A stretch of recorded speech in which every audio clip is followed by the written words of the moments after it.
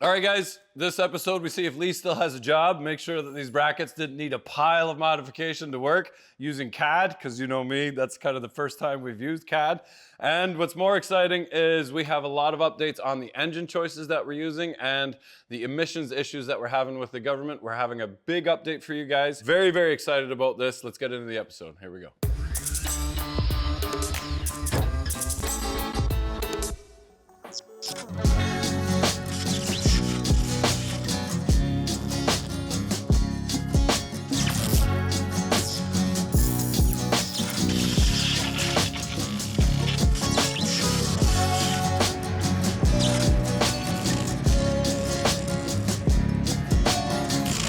This is the process that we'll be using to put our electric motors underneath any and every single pickup truck that's been built in the last 6 decades. And while we're building the kit, we build everything that we can't change first. We're going all out with laser cutting and bending and folding. So we're gonna spray your Dodge Ram as long box under the rail. We're gonna do it in our premium liner, which has our UV protective top coat. All right, we got all the plates in the back, ready to be powder coated. We got the right guy for the powder coating. Undoubtedly, you guys have seen Chase's video where he said the government has no regulation for us to use an off-road engine on the road. By making that video and it going sort of viral, we got attention of the federal government, which is pretty phenomenal. We just got our battery brackets back. Lou 3D scanned everything and designed everything. Who's Lou? Lewis. Who's Lewis? He's the weird guy up on the computer upstairs. That's Lee. It's Lou. He chipped out measurements and everything he did on the brackets here, so we're gonna cut them open and see how they look. But I just wanna take a look at the brackets that come off the frame to the battery brackets. So right in here, this is what I'm talking about. This is why Lou makes the big bucks. We're gonna find out if Lou should get paid or not. We get to decide. Yep. Look at those dimes. Yeah, that's nice welds. Lou's out in Wisconsin right now. I told him these came back and they weren't even straight and I had to cut them all apart. So he's gonna come back stressed out. These look great though. This will be going right like this. And then that'll bolt right through and kind of be a support as well. Try and get them powder coated, either a nice black or maybe the same paint that's on the frame. Pretty wicked though, eh? Yeah, weird looking one. Oh, that's pretty sweet. They spell it right? Or... Oh yeah, right there. Edison. Is that the right way? Probably not. It's probably gonna sit like that. Pretty cool, Lou, but we don't know what no side is. Yeah. No side. No side. Pretty good looking brackets, but you printed Edison backwards, Louis. Yeah, these are awesome. So Lee did a perfect job lining up the bolt holes, but Baxter just doesn't have enough experience and he's rushing it. He's forgetting lube and he's not working with his fingers enough to get it ready. All you're doing, you can change whatever angle you want on the bolt. You stick it in, you just feel around, you wait, you warm it up a little bit. Don't forget the lube. You just spin the nut on, no problem. Just like that. It's on. It's a little messy, don't worry about that. It's questioning. It's part of the fun. We're gonna go back to working over here. You guys just want to ram it in, take a picture, send it to their friends. Look what I did. Now the socket's stuck in there too. There you go. Okay, so now we're just gonna throw a couple bolts in on the top, and then we'll grab the battery tray. The holes line up with the battery and the tray. Yep. So that'll determine where we drill the holes for that side. So in the Land Cruiser, the frame was wider, so we put the batteries in the middle, and that worked out pretty slick because we were able to put wires and cables on both sides of the battery. The Dodge frame is actually a lot narrower. You can see by how far these cab mounts come out, which means that we put the batteries closer to one side. We either had like 3/4 inch on one side, or we could have like 1.5 inches on one side. And nothing. Let them go. Does it matter? I think I'd like it to sit on. Oh, you want them to hang? He probably intended it for it to go this way. We rationing on the nuts and bolts around here. We don't got enough for. I went to town and I cleaned them out. It's embarrassing.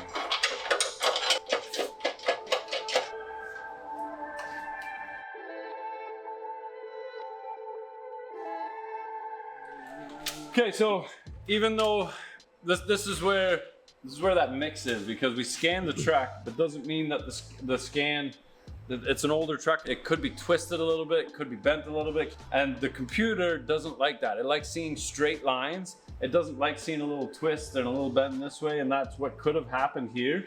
The computer says, no, it should be right here. In reality, it's not. We've got this tapering in a little bit.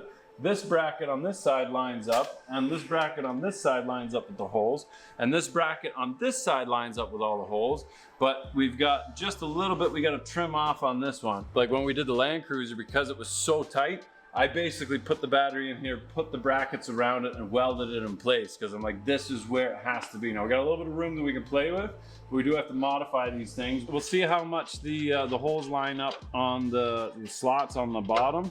If not, we'll have to remake this bracket. But we could just cut this and back here, and we can re-weld this and just slide the whole plate back, so we don't have to redo this, then we don't have to get a new bracket. Because you're such an incredible welder, because I taught you, you could do this. Like, nobody would even know. If it wasn't on camera, like, nobody would know. But I still want you to sign it. Baxter did this.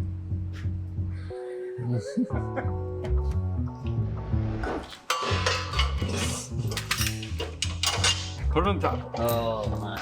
We only have two. And the weight of it's gonna tip the bracket forward, so we don't have to put the bottom ones in, just for lining things up. But we need them on the top. You dropping nuts around here? I'm dropping beats. Actually, you turn the hip off, so. We're on camera, we don't have the rights. Oh, phew, if it fits. So we're gonna go right to about there. And actually they do line up. No, that's on that side. Oh yeah, that's right. Unfortunately, we have to go like right here. There's one without a nut. That's fine. Oh, we got three. Call that one Lance. Lance? Yeah, and it's Armstrong. What? You don't follow the Tour de France? No, I do not. Okay, so that just fits. You want to grab a piece of cardboard?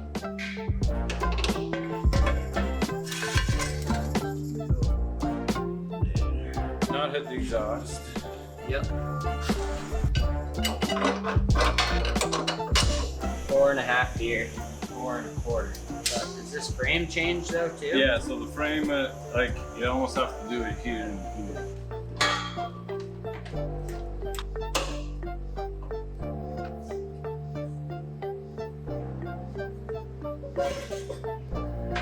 So we got lots of room. We can go all the way there. There's no mistakes.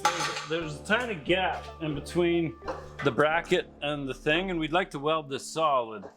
But I was thinking of Lee, and I told him I want perfection, so there's no way he would have left that gap on purpose. So what he probably meant for us to put a rubber in between this surface here and here, and that's a nice isolation between the brackets. So what we're doing is basically just shimming that, tacking it. We'll get a nice little rubber pad from between there, and then we can tell Lee he did a perfect job.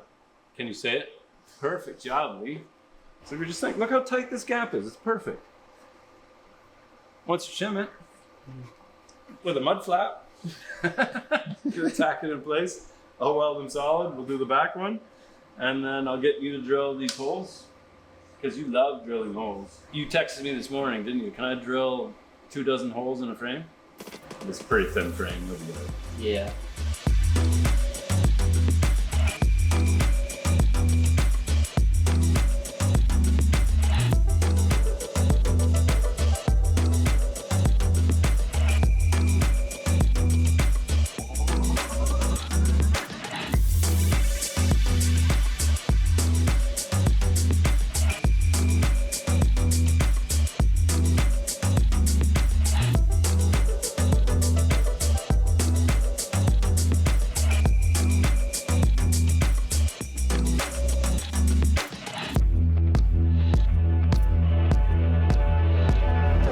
We got all the plates in the back, ready to be powder coated. We got the right guy for the powder coating, because he's the powder coating guy. The guy covered in powder coat. What color are you using today, Jude? Full cover. At least you're wearing a mask. Yeah. How's it going? Good. How about yourself? Good. You got time for a couple brackets yet? Oh, yeah. Yeah, right on.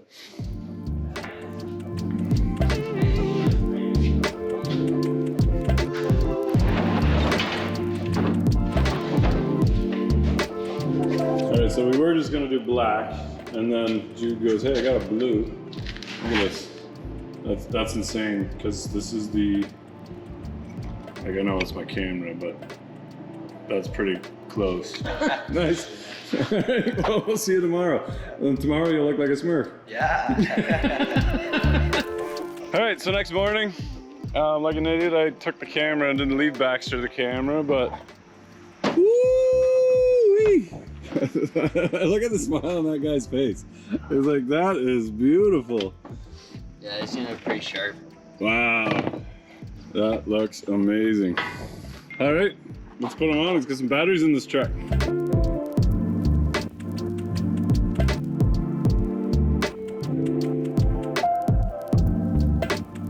All right, got the really nice brackets all bolted in. What do you think? Looks all right. So we're gonna remove these. Obviously they're loose. We're gonna put the batteries in, bolt them down, and then see this truck drop about a ½ inch. Get the battery lifted up. Yep. Give her.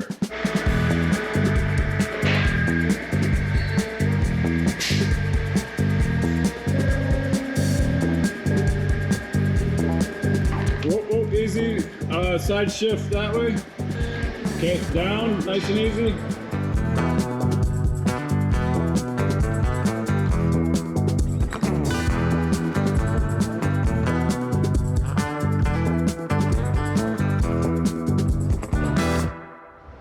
All right, so we got our batteries in, but now we got to talk about our little 2.8 Cummins here. It is due for an oil change.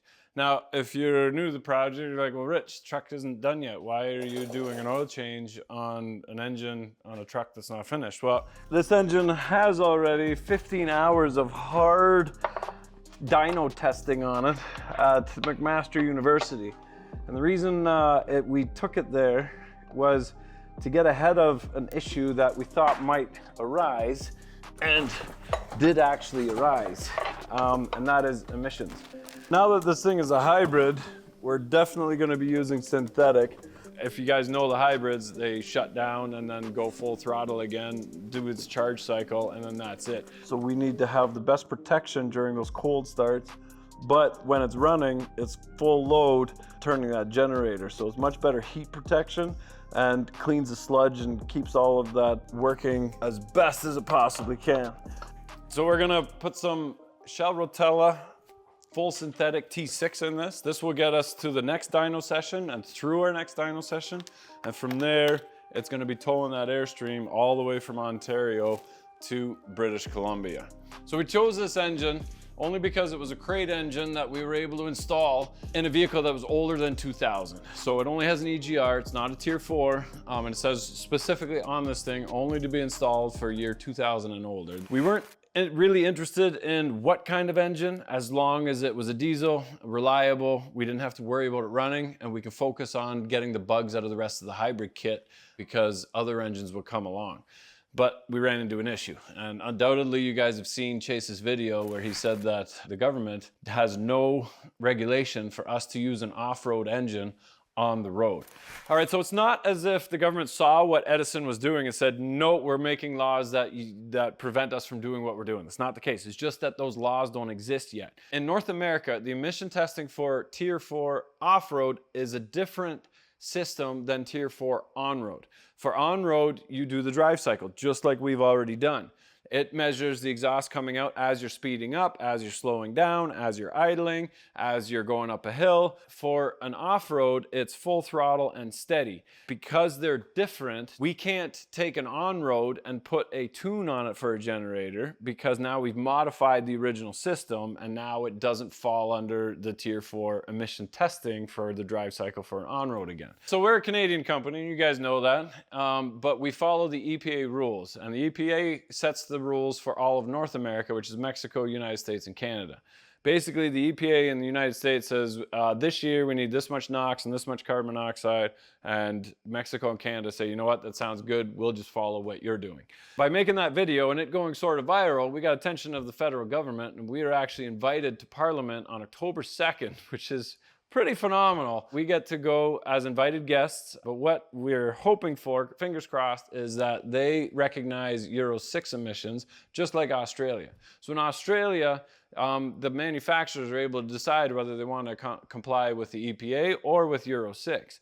If we were able to use Euro 6 engines, that would open up an entire new market of different engines and manufacturers for both the semis and for the pickup trucks. It would be pretty amazing to have those European diesels, those nice, light, fuel-efficient diesels.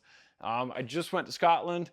We got upgraded to a Mercedes GL430 hybrid, which had the 3-liter inline 6 diesel. It's 350 horse, 500 some odd torque, and 42 miles to the gallon. It's unbelievable. If we can throw something like that in there rather than this rattly old Cummins, just think of how awesome that's gonna be. Chase and I get along so well because we think along the same lines. I had kind of a backup plan for emission testing this thing right away. He also had a backup plan for the semis. If we ran into issues with hybrid, whether it be parts or lawyers or laws, whatever that is, they were going to also build conventional driveline trucks with your typical ring and pinion axles and an 18-speed. We're happy to say that we've got approval from Environment Canada to use Cummins engines in the semis with a traditional 18-speed, and that means that while we're sorting out everything else, nobody's sitting idle. The shop is being used, money's flowing in so that we're not wasting time and money. We're gonna keep going on this Ram. I want to get sound deadening inside of this from Be Quiet.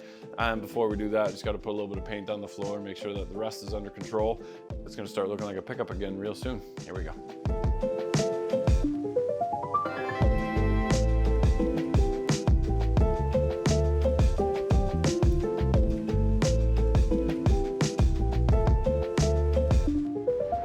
All right, so we got the ultimate from Be Quiet on the firewall, and our truck is now ready for all of the latest conspiracy theories because it's got its little tinfoil hat on. Unfortunately, we did just do the 55 and the Silverado too, so I'm a little bit short, so we'll order some more of that. Now the V-comp goes over top of that yet. We're gonna glue that on in a little bit. But before we do that and poke all the holes in from the other side, because we need to have all of the bolts to hold the HVAC and the Hydro Boost on there. Once we have that on, we can poke all the holes from the other side again. We're gonna put the heat insulation on there yet from Be Quiet. Would you be quiet? Just trying to work, man. And then we'll go back to our Hydro Boost. So this was the vacuum brake, and it's a direct bolt-on for Dodge's 2nd gen Hydro Boost. The earlier ones had a vacuum pump on it and still utilized the brake booster, but it's better brakes using the Hydro Boost. On the Land Cruiser, we went with a vacuum pump and the original brake booster just to see how that works. And the advantage to that is it only runs when it runs out of vacuum, so you don't have to listen to the pump all the time. We went with electric power steering with that, so we can compare that to a hydraulic pump on an electric motor that runs all the time, because we need our steering and our Hydro Boost to work. Now we went with this steering box because we've got all the upgraded components from Synergy to keep this truck going straight down the road. So I think the noisiest part of this truck will be the pump running, but I want to build both trucks different so we can kind of compare and then go from there. So paint's dry, and we're gonna put some heat insulation on there. That will also help with the noise. And then Baxter's looking so much forward to putting this dash back in again without cracking it, because you took it out like, what, 2 months ago, and you remember exactly what everything is and how it went, right?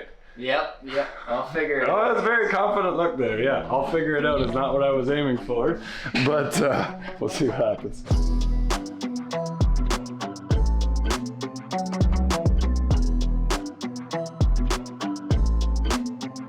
All right, well, that's going on really, really nice. But if you guys wonder why sometimes I have multiple projects on the go, it's because I thought I had more of the heat insulation, because I have different packages of the Be Quiet stuff. A big package, which I thought was the insulation, but that's more of the V-comp stuff that goes on the firewall. And I had 2 of those, and then one of these. but they're all the V-comp. So now we have to order more, and that's okay. What's that? The V-comp is what goes over top of the Ultimate on the inside. So it's one more layer. You're gonna love putting this dash back in again. Nothing's gonna line up, everything's gonna be tight, nothing's gonna fit, you can't find your screw holes, but it'll be so quiet. So then, yeah, we keep going forward, I guess. What to do next? What should we do next? It is Friday afternoon. Let's go, Don's. Let's go hit up Don's. Who's Don? McDonald's. So the cigarettes aren't poison enough, I guess, eh? I will smoke. All right, so we're ready for our Be Quiet V-Comp, which is another layer of insulation on our firewall. And you're probably wondering, this is not stock here, and that's because I had to make some room for the generator. Now, I glossed over that, I welded that all together and painted it, made it butt welded all the joints, but I didn't really include it because it's irrelevant to any project retrofit after this. The components that I made room for are now being shrunk into, say, the generator and the axles itself. So we're making room for components that won't be in the next one. So if you're thinking, man, this retrofit is getting out of hand, you've done a complete one-off frame off restoration again, and who can afford that? We're doing this because it's a prototype showpiece. This is going to travel all over North America. It's going to be pulling the airstream from Ontario to BC to prove that the kit works, and we need people to look at it and be impressed by the work. The retrofits don't have to do all this work. You don't have to pull your whole dash out. The AC system works with our HVAC chiller system, and you don't need to put the noise deadening in there. But when people hop in and drive this thing, I want it to be nice and quiet, and I'm doing the best possible job that I can. Also realizing that it took a while for parts to show up. So while we were waiting, we might as well paint it and powder coat everything while waiting for batteries and things like that. Now, it is a lot of work. It is definitely not a simple 3-day job to convert your entire truck into a hybrid kit. And we're finding out as we go. You guys know me, I want experience, I want real world data as to like how long is this gonna take. We are exploring the option of building a full chassis as well. We've got engineers on that right now, getting prices together of what it would look like to put a chassis together and then move bodies over. Your service body, your Ford, your Chevy, your Dodge cab, an RV, whatever that looks like. We're figuring out a lot of stuff along the way, but nothing is detrimental to stopping us. We are going full steam ahead. Working crazy hours. I'm the oldest one on the crew. I'm starting to feel the 16, 20-hour days, not just on this, but on the Land Cruiser and emails and traveling and seeing customers and going to Ottawa. And you are welcome to come join us in Ottawa on October 2nd. The public is allowed to be inside the session, kind of at the back. My family will be there. I hope to see you guys there, all rooting for Edison, because everything is heading in the right direction. And I feel really good about the progress that we've made so far. So thanks for watching, guys. Remember, if you're not filthy, you're not rich. Get out there and work on it. You got a dream, make it happen, because you're the only one stopping yourself from doing it. Here we go.